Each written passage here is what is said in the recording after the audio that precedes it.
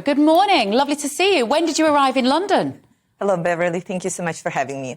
I arrived late night yesterday, and I'm here for a very important project of mine, is seizing Russian assets and using them for the sake of Ukraine.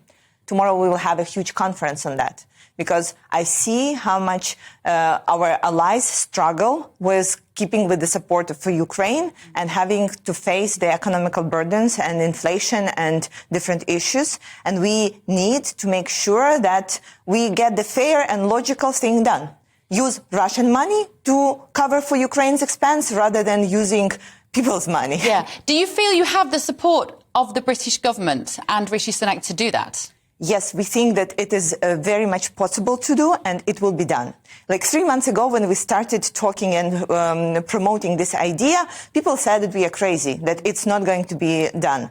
Then at some point, people were thinking, okay, maybe it is possible, because Canada have already passed the legislation. And tomorrow we will be gathering with different MPs from different parties and discussing actually the mechanism, which is a fantastic breakthrough.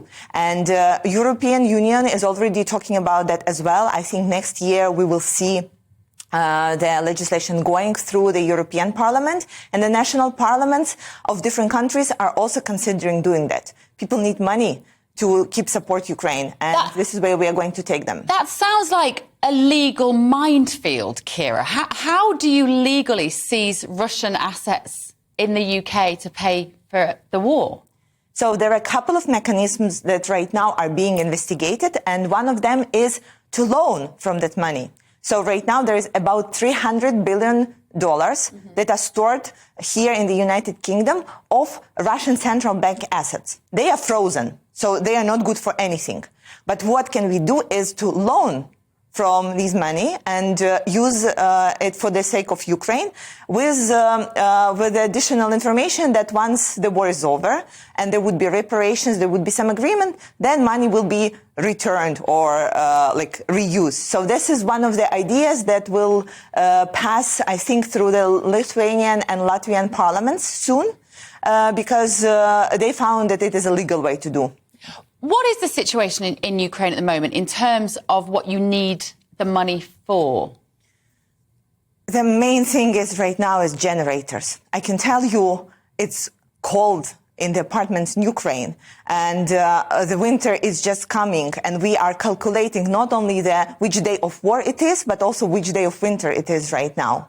So the first and the most immediate thing for us is to go through this winter with the minimum losses. So everybody will go through. But you can imagine that when you are like a normal and healthy adult, you can say, okay, that will be a challenge for me, not a tragedy. But if you have little children, if you are an elderly person, it will be extremely hard and extremely dangerous to go without the heat, to go without electricity. So this is where we need the help ASAP. What would you say, Kira, to British people watching this who would say, we've already given £2.3 billion in military aid to Ukraine. Our economy is struggling here. We have nurses striking, paramedics striking because we can't afford to pay them.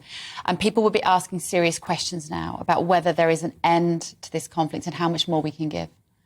I would say I understand it and I feel it, and I knew that this day will come when people will start saying, it's very hard for us. We feel for you, we support you, but it's hard on us. And this is why I'm saying, let's not use your money, taxpayers' money. Let's use Russian money for that. They have a lot. It's $300 billion.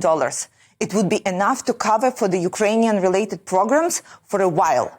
Not even for the military, but for humanitarian support, for the generators, for support of Ukrainian refugees here in the UK, for additional programs that are coming. There is a way. It's a proper way, a logical way, and the fair way. Okay.